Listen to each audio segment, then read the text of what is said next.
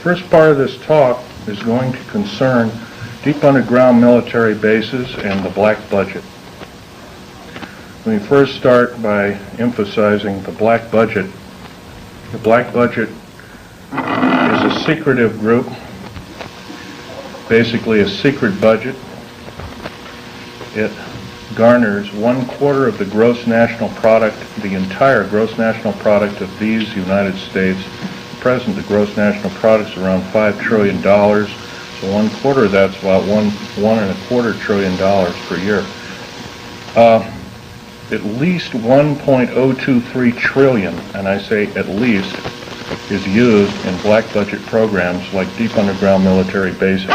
Presently, there are 129 deep underground military bases in these United States. Anyway, of these 129 bases, they've been building them day and night unceasingly since the early 40s. Some of them were built even earlier than that. These bases comprise basically of large cities underground. They're connected by high-speed monorail magneto-leviton trains that can go up to Mach 2. The average depth of each base is roughly a mile deep. They are basic whole cities hollowed out underground. They're somewhere between 2 2/3 cubic miles and 4 1/4 cubic miles hollowed out underground. You might ask how this is done. Well, right now they have laser drilling machines that can drill a tunnel 7 miles in one day. Obviously, we the public know how expensive this is. We're not told about this. So unfortunately, I don't believe these things. The black projects, as we know them, sidestep Congress, which is illegal. Right now, the New World Order is depending upon these bases, and if I'd known it was the New World Order involved, I wouldn't have had anything to do with them. I was lied to rather extensively.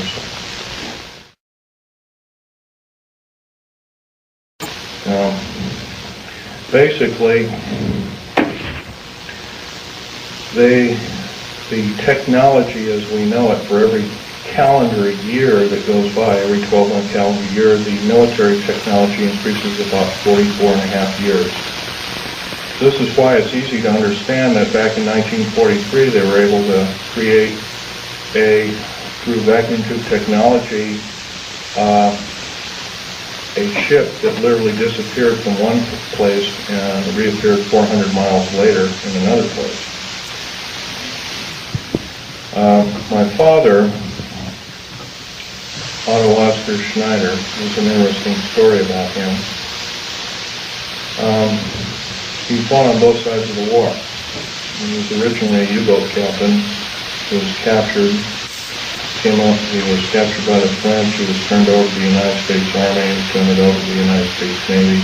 He was repatriated here to Cocoa Beach, Florida, and Fort Lauderdale, and taken up to Philadelphia Navy Yard thereafter. And he was a master machinist as well as an MD doctor. He later became an MD doctor and never did anything with it.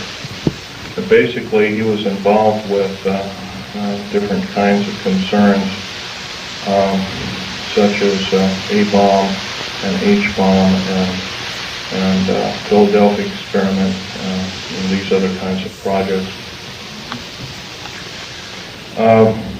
His groundwork, he invented a camera, a high-speed camera that took pictures of the first atomic tests in Bikini Island on 12th of July 1946, to which I have original photographs of, which show unidentified flying objects fleeing the bomb site at a high rate of speed.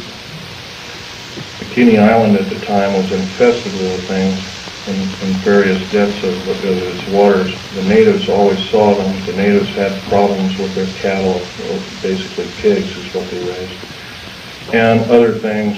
Though this story has never come out, this is basically what happened. So at that time, through General MacArthur and others, they felt that, in fact, General MacArthur was coined in saying the term, the very next World War we have will be the war of, not with people from planet Earth, but from aliens or people from other planets. And this man was, if we hadn't had him during World War II, we wouldn't be here today. Anyway, my father had laid the groundwork with theoreticians about the Philadelphia experiment and other experiments. What does that have to do with me? Other than the fact of that, all I can say is that if it wasn't for, he never told us kids this, and he kind of kept it secret until a couple of weeks before he died. I kind of regretfully say that. I don't agree with what he did on the other side of the pond in Nazi Germany, but I'll tell you one thing. I think he had a lot of guts in coming here and doing what he did. He was hated in his own land. In fact, there was a $1 million in gold reward for anybody who could kill him. Just bring the picture back of the dead person, and it never happened.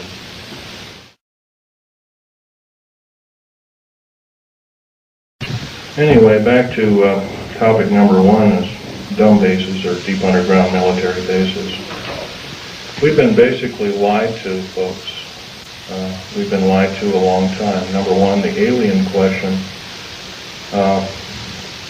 Nobody really knows the truth. We've been ruined by Madison Avenue, has painted a very unrealistic picture of what's going on with outer space aliens and the inside of government, especially at Groom Lake. This particular facility, the hat shows, this wasn't the original insignia. This is kind of like a local fish wrapper type insignia.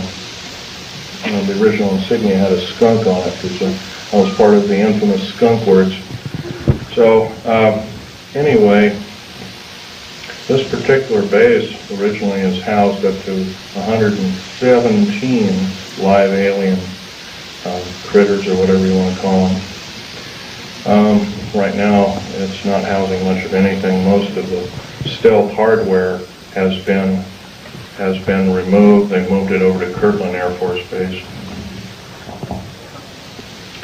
First of all, I want to tell you about aliens and the alien agenda. Back in 1954, under the Eisenhower administration, the federal government decided to circumvent the Constitution of the United States and form a treaty outside of the borders of the United States, within the borders of the United States. Well, basically, a treaty from entities outside of the borders of the United States, and it was supposed to be secret. It was called the Greada 1954 Treaty, G-R-E-A-T-A, Greada 1954 Treaty.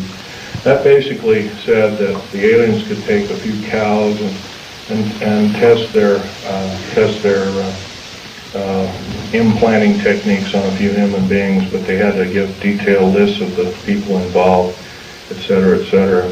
Slowly but surely, the outer space aliens slowly altered the bargain until they decided they wouldn't go by it at all.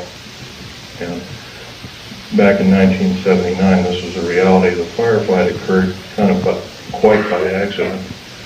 I was involved in, we were building an addition to the deep underground military base at Del State, New Mexico, which, by the way, is probably the United States' deepest base. It goes down 7 levels over 2.5 miles deep.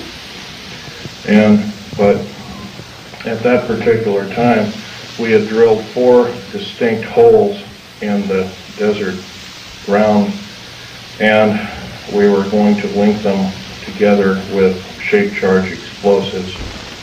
And then we were going to basically blow out large sections at a time. Well, when I was my job at that time was to go down in these holes, gather rock samples, check them for their particularity or particle count, give a detailed account of what kind of chemical explosive or plastic explosive to use, and we'll go from there. As I was headed down there, to my total surprise, we found ourselves amidst a large cavern that was already full of outer space aliens, otherwise known as large graves.